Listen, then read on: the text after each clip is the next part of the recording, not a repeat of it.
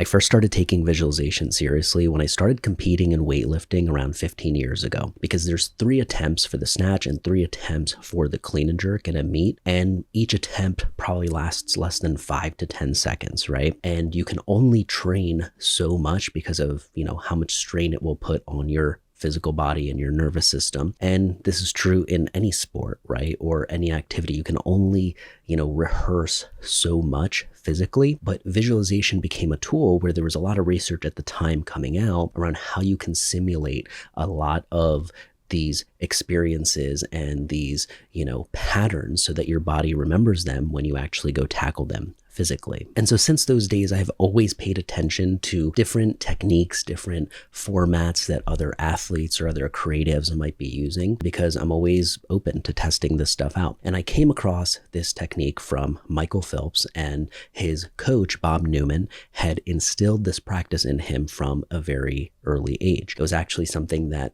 his mom would get him to do. So ever since then, I have always kept an eye out for new techniques or formats or methods that other people are using for visualization, because of course I'm like anybody, I've fallen on and off the boat. And this method that I came across from Michael Phelps was one that actually made me go, oh, I think I can actually do that, right? It didn't require sitting down for hours and getting really zen before you play these images in your mind. Now, to back it up a bit, Coach Bob Newman, who is Michael Phelps' coach, instilled this practice in him at a very early age. So by race day, Phelps had already been there dozens of times, if not hundreds, and he had imagined every possible scenario of things that could go wrong, including his goggles filling up with water. So the pressure of the moment, the noise of the crowd, the goggles filling up, unexpected lane conditions, all of these were scenarios that his mind and body were not facing for the first time on race day, right? He was able to simulate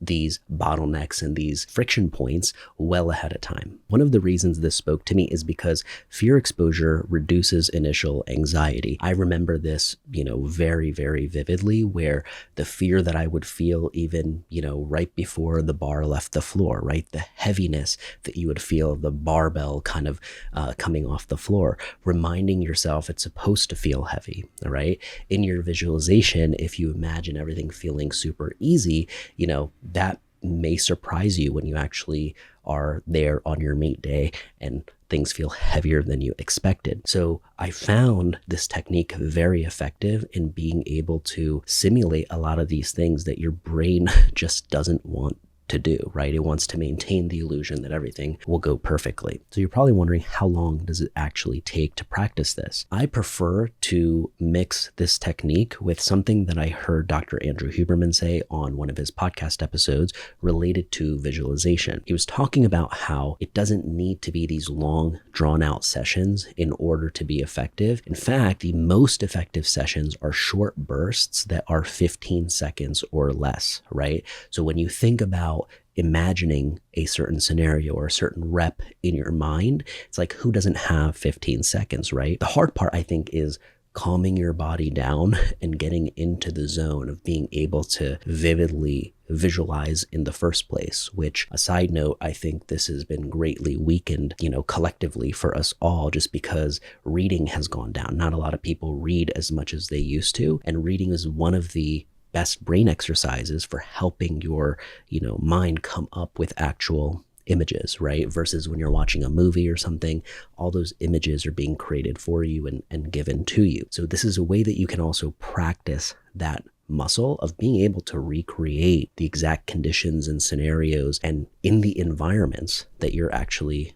going to be in. And the best thing is that visualization is free, right? It is not something that you need a gym membership for. It's not something you have to hire an expensive coach for. It's literally something that you have access to anytime you need it for anything that actually matters. Now, of course, Michael Phelps has applied this to what matters to him, which was swimming, but I encourage you to apply this to anything that actually matters to you. Now, let's dive into the 3-step practice that Michael Phelps uses, and remember that you can apply this to any high-stakes moment that matters to you. Conversation, a presentation, anything that has, limited attempts in the real world that you're able to rehearse mentally for as many reps as you want to. Now, the first step is going to be visualize how you want it to go. This is what you want to see clearly, and this is the step that most visualization techniques actually include already, right? Imagining the ideal conditions. But the second step is really one of my favorites, which is visualize how you don't want it to go. And this one you don't want to skip, because this is where all the gold is, in my opinion, because you get to expose yourself to all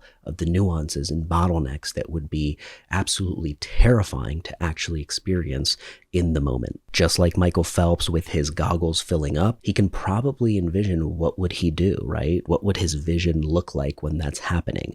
That is stuff that he can actually think through when things are not as panicked around him and he's made the space to visualize. The third and final step is to visualize how it could go in a perfect world. So you've put in your prep. If everything goes according to the conditions that you want, what would that actually look like? If you genuinely put effort into conjuring all three of these scenes, you have exposed yourself to a wide range of outcomes before you even step into the room. Remember that a lot of people can't do this, and so this becomes an unfair advantage if you really train this skill. And the people that can't do this, it's not because of discipline. It is because most of the time you can't still your mind long enough to actually visualize clearly. The cost of visualization is so low, and the upside scales with whatever you're actually working toward. No matter who you are or what you do, you have your own version of your race, the high stakes moment that matters to you. And thankfully, you probably won't have to hold your breath underwater to win it.